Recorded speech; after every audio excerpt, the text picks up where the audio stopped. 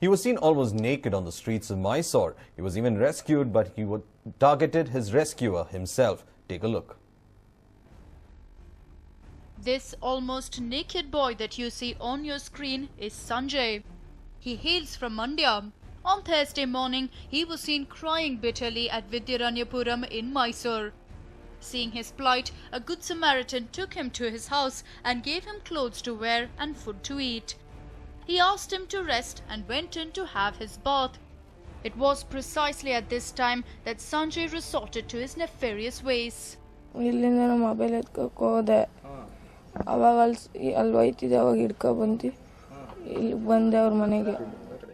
In reality, he had run away from his home and employed in a hotel nearby. He stole 200 rupees and was caught by his owner. As a punishment, he was thrown out of the hotel, and as you know, he was rescued by the person and taken home. Here, he stole 3 more mobile phones. As soon as the person came to know of what he did, he started searching for him and was found in Ganapati Ashram.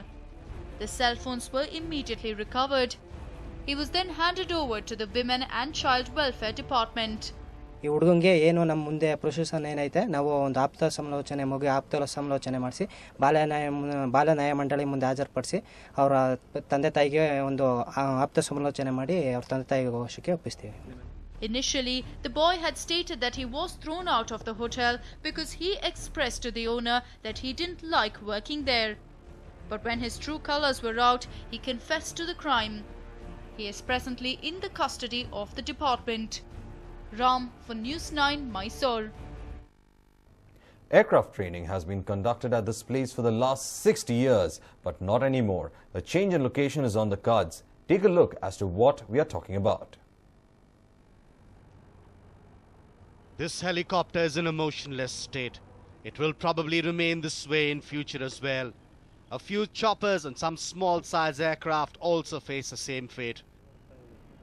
All these are part of Jakkur Flying School. For the last 15 days, there have been no activities here, and speculations are doing the rounds that the flying school will be shifted. For the last 6 decades, the Jakkur Aerodrome was a hub of training and flying activities. The land was gifted to the government by the Wadiyar dynasty, and the aerodrome was built during their reign. So, what is the reason for the possible change in location? The signal-free elevated road constructed by National Highway Authority of India, which runs close to the flying school. It is learned that concerns were raised about small aircraft colliding with vehicles speeding on the highway. Last November, aircraft training agencies filed a petition in the High Court to direct authorities to stop vehicles while an aircraft was taking off. The court directed the government to review the situation and submit a report before 11 June. Instead of submitting the report, the government has decided to shift all aircraft training centers, including the one run by the state government. Chief Secretary ದಿವಸ ಅದು ಮಾಡಲಿಕ್ಕೆ ತಯಾರಿದೆ. ಆದರೆ ಇದು ಅಲ್ಲ, ನಮ್ಮ chief secretary ಹೇಳ್ತಾರೆ HAL ನಲ್ಲಿ ಮಾಡುವ ಅಂತ. ಆದರೆ ಇದು ಸೆಂಟರ್ ಪ್ಲೇಸ್ ಅಂತ ವಾದ, ಬೇರೆ ಬೇರೆ ವಾದಗಳಿದೆ. ಇದರಲ್ಲಿ ಯಾಕೆ ತೆಗಿತೀರಿ? ಇಲ್ಲಿ ಏನಾದರೂ ರಿಯಲ್ ಎಸ್ಟೇಟ್ ಮಾಡ್ತೀರಾ? 200-300 ಎಕರೆ ಜಾಗ ಪ್ರೈಮ್ ಲ್ಯಾಂಡ್ ಈಗ ನಮ್ಮ ಹತ್ರ ಬಂದು ಹೇಳ್ತಾರೆ ನಾವು ಬಾಂಡ್ ಬರ್ಕೊಡ್ತೇವೆ. ಹಾಗೆ let them convince by our CM, our Chief Secretary. The flying school managements are distressed by the government's decision. They argue that training programs have been happening since the time of the Maharajas and thousands of people have been trained. They now want Chief Minister Siddaramaiah to review the decision. Which is a historic aerodrome of Government of Karnataka, which has been there for 60 years, is a hub of training activities for small aircrafts, helicopters and medium-sized aeroplanes. Ever since the elevated highway came up, which is an illegal structure right next to Jakkur Aerodrome, it has created a safety hazard for the aeroplanes flying out of Jakkur Aerodrome, especially the medium and larger aircraft. This matter is in the court, and the court had asked the government to submit an interim report on maintaining safety margin. Surprisingly, we are told that the decision taken by the Chief Secretary is that the flying itself should be stopped for the time being, instead of providing a report to the Honorable High Court of Karnataka. All eyes will be on the Chief Minister now. Will he direct the Chief Secretary to allow the flying school to function as usual, or will he go by his top official's decision? Anand Burli, News9, Bengaluru. They say marriages are made in heaven, and if one goes by a marriage ceremony that took place in Mysore, there is all more reason to endorse this adage. We tell you why. Lata and Ninganna were married in Gaddigi in Mysore district. You may well ask what's so special about it. Well, both the bride and the bridegroom are speech impaired. The bridegroom Ninganna, before selecting Lata as his life partner, had rejected offers of marriage with girls who were not speech impaired.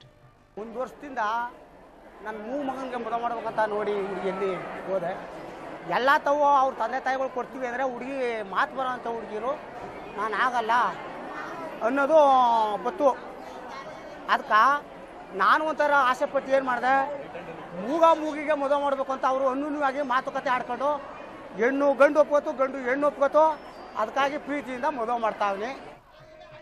Lata's family meanwhile were a disappointed lot. Their search for the right alliance ended with prospective grooms rejecting her due to her speech impairment. Her maternal uncle Satish though learned about Ninganna. Satish spoke to Ninganna's parents who accepted the proposal. ಹುಡುಗಿ ನನ್ನ ನಾದಿನಿ ಅಕ್ಕ ನಾವು ಈ ಹುಡುಗಿ ತುಂಬ ಮೂರನೇ ವಯಸ್ಸಿನಿಂದ ಮಾತು ಬರ್ದೇನೆ ನಿಂತೋಗಿತ್ತು. ನಾವು ಈ ಹುಡುಗಿ ದೊಡ್ಡೋಳಾದ ಆಗಲೆಂದು ಮದುವೆ ಮಾಡಬೇಕು ಅಂತೇಳಿ ಭಾರಿ ಪ್ರಯತ್ನ ಪಟ್ವಿ. ಆದರೆ ಇದುವರೆಗೆ ನಮಗೆ ಗಂಡುಗಳು ದೊರೆತಿರಲಿಲ್ಲ. ಇದು ನಾವು ಏನಾದರೂ ಒಂದು ಮದುವೆ ಮಾಡಿ ಸ್ವಯಂವರ ಮಾಡಿ ಒಂದು ಮಾದರಿ ಆಗಬೇಕು ಸಮಾಜಕ್ಕೆ ಅಂತೇಳಿ ನಾವು ತೀರ್ಮಾನ ಮಾಡಿದ್ವಿ. ಅದೇ ರೀತಿ ಇವತ್ತು ಇಲ್ಲಿ ಮೈಸೂರು ತಾಲೂಕು ಜೈಪುರ ಹೋಬಳಿಯಿಂದ ಹುಡುಗ ಒಬ್ಬ ಮಾರ್ಬಳ್ಳಿಯವರು ಹುಡುಗ ಅವರು ಒಪ್ಕೊಂಡ್ರು.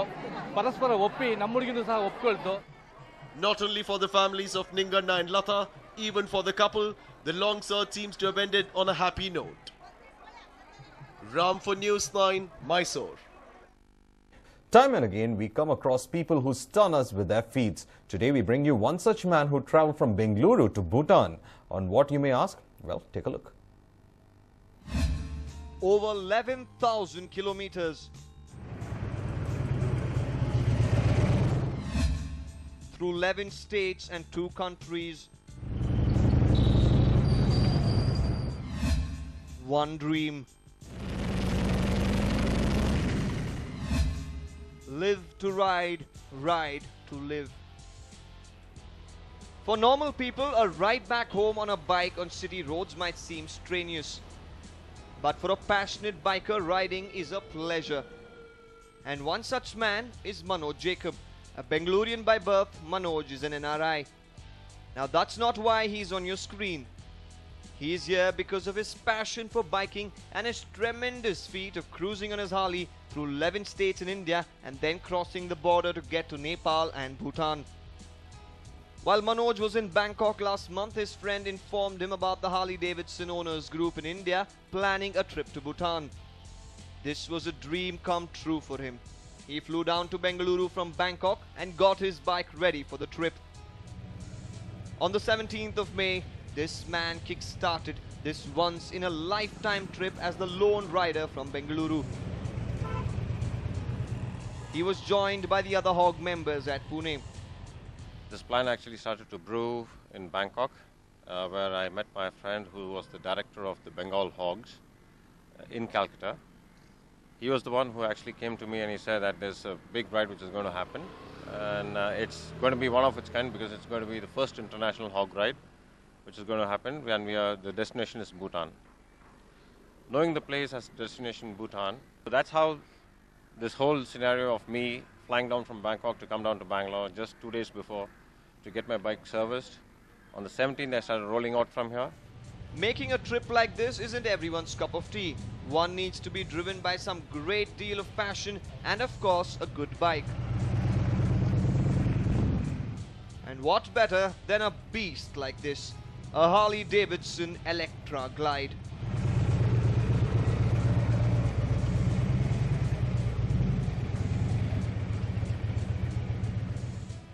This is one of the best bikes that the international bike makers have to offer. With a roaring engine and smooth cruising capabilities, it's almost any rider's dream to own one of these babies.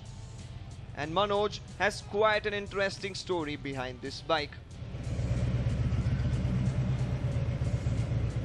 Was riding Harleys from 2005, but it always used to be a rented one. And a much slower CCF bike, like the 883s. Then I finally decided I wanted to own one. Went to the Harley Davidson when I moved into Dubai. This bike just happened because I need to thank a person that is my wife, who came with me to the showroom. So I was looking for a bike which is of a much lesser, capacity than the top-end model. But she, knowing my character, she said, if you're going to buy it, you have to buy this, or else you're not going to even get the smaller one. So that's how I landed up buying this bike. This bike is called an Electro Glide Standard. This trip to Bhutan and Nepal is not the only one that defines this man's passion for biking. As a member of the Riders Republic herd of Bengaluru, his passion for riding, if we may call it, is almost hereditary. Manoj and his 73-year-old father went on a road trip recently, and to cherish this memory, he has etched a tattoo on his arm. There's the thing, it's not the destination. It's just you. You got to, destination you don't, I didn't plan to do Ahmedabad and everything, it just happened. So the only thing I would like to tell any other biker is, when you're biking, don't look at the milestones. Destination is just a place. Just feel free. Live to ride and ride to live. That's how it is. We wish Manoj the best of luck for his future endeavors and hope he continues to live his biking dreams. Deepak Bopanna for News 9, Bengaluru.